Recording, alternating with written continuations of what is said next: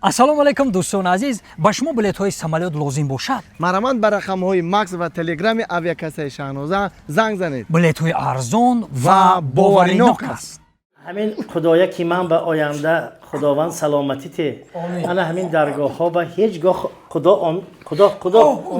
چیگه خدا جان چیگه خدا دکتر فرود کنیم خسور دکتر فرود کنم دکتر در کار نیست خودت بخیر بالای پام یه اخماق ای بالای پای این کس خیلی من اینجا چی یه اخماق و یک کارا فهمیده کنگه قریب کشتی این آدم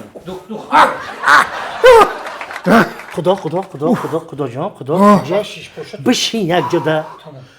الهی آمین خدا جان هم ده خداوند شفا بدی هوا صحت سلامت باشه و همین بعد دو روز توی کار گیریم الله اکبر خدا جان سازه شما همین شنیدم که شما همین بالنیسه بیمارخانه در فرو اومدین شمال وری خدا آماده ایستاده بودم اینا هم خیلی گرفتم قطیم که بچه‌م رویم که خسورات مازهشون نگفتم اینا اومدیم خیلی چی گپ شد چی کار شد بعد رفتنی شما با ما یه مصلحت کردیم میکنید دست پیش به تویو البته آخه در این محله خمون کیه او شخصی که شما قدشیدن نخواه همه میخواه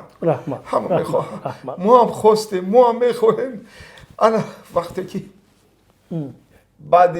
راضی شدنمون یک فکر ازال دادن چی فکر باشد خدا جان همین دختری ما قدا جان دختری کلانم کشیده باشه به هنرای یگان نمودی خوراک پخته نمیتونه یا سیده جان یگان خوراک پخته نمیتونه یگان نمود خوراک پخته نمیتونه الان همین رو فکر کردم دلم ده زور آمد دل احتیاط کن ایره قلب میگونده هیچ گاب نیست خدا جان چه هیچ گاب نیست یگان مایده گاب نیست به همین هم بچه ما یگان جا کار نمیکنه که یه چی بیاره و دخترش ما بپزه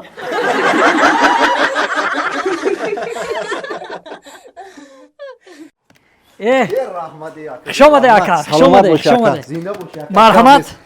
пакетон бовар кини ака магазинда гап нест аслда гап нест бо биёе раҳмат ака биёе хушомаде майлиш ягон камбуди боша бахшиш ака ҷо 100% бовар кини осуда гап нест аслда гап нест майлиш раис лабай чӣ хеле раис ҳисоб китоб наст میشه باور کنه همین مشتری ما بیسوره که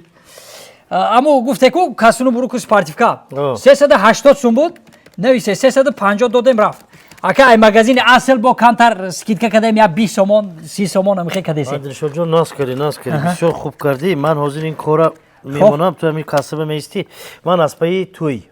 مبارک شما فهمیدیم که دخترتون شوهر داده رحمت مبارک شما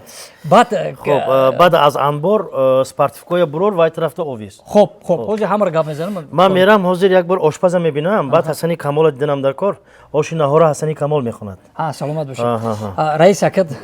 بخشیجا چی پرسیدنی ما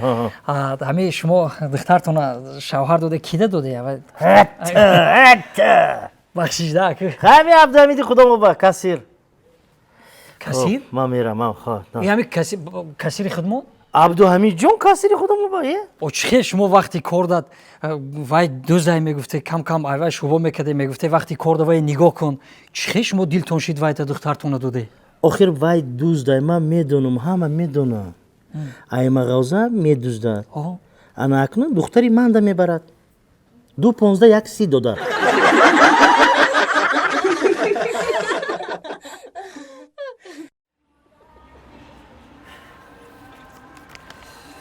یه دلشاد جان یا السلام علیکم بالاتا گیرم یه سوزی سلامتی ها ناست تینجی کارا ناست کدام شمالا تینجی زندگی ها چطور میشد اکا ها ای دکتر برام آدم یه خدا نگو دارد کی کسا خودم دیاگنوسی دکتر منم مزه نیست یه با خدا همین راسته ای دکتر برام آدم ماشین دزیدیان خانه میام خانه در گرفته یگام چی نمونده همین علاو شده در گرفته همه چی هم خیلی در گرفته که خانه دیگه چی نمونده زنک گودکار گرفته برآمده رفته این نام پزده اوکا جان میفهمم زندگی پستی دارد بلندی دارد مرد باش این پستی ها را خدا اگر خواهد پسی سر میکنی یو مالش خانه بیا بیچاره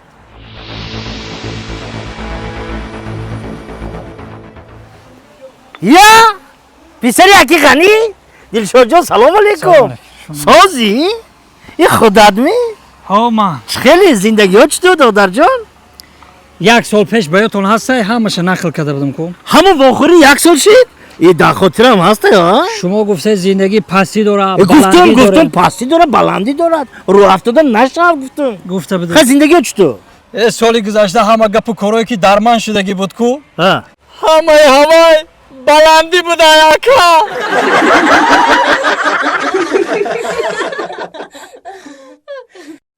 تو بکم تیرامو هایده اکم بارک پفتکته همین بعد یکی آمده زنگ درست پخش میکنه که زنش تا ساعتی 5 گوجه میگرده گفته که همین وقتی آمد سعودی هم شلوکو های برامونه ما که در گوشه همین بامی راستی گروز مرا دیدی و صدای خانه عرق سوزد نکدی همین مرده که تمام کرده که ما که در حسرت روی تو بودم بچه بیا یک کمک کنیم خونش بریم بریم کوچه در کینا نشود اکی سعدی سلام علیکم السلام علیکم نازی تینجا اکسادی چخلی سوزه نکه سازی سادی جان مبارک شوه اکا دویم برای سلام کدیش مبارک شوه سوزی همین من میگم ما همسایه ها شناختید اینا رجب علی غیرت علی همسایه دستی راست چپ اکا جان بیهوده کوچه با نگردید کمتر به فکرم کیفیتتون های خونه تان برای ما کمک کنه یاردم نظمش کنیم نه نه نه نه نه نه نه خودم از خانه آمدم با خدا بسی من راست میرم برای مهرو پی سنوات هم میگم او دراش روز به روز سختی بد شده است همون یو اف سی نرواد میشه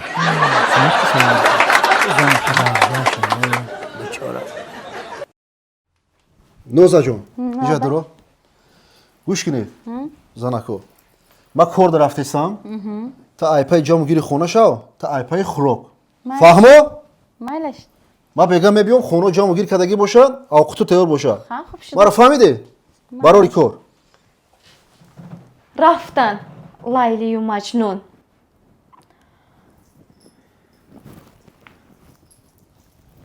تایاق برین میشتیدmiş شنیده نکن مایلش апаҷон لابای ман шумои апаҷон гум майлашми مالش бана молодец гӯӣ майлаш шумо маладес шоколад гӯӣ ивой шумо шоколад амин якча ман аз шумо пурсам чия исфандиёрба гӯем якта хархарам ҳамин обкашонӣ бисёр душвор шуда истодааст эй гӯш кунед сафари гузашта мардакам ба хар биёрен гӯям шумо овардан ҷим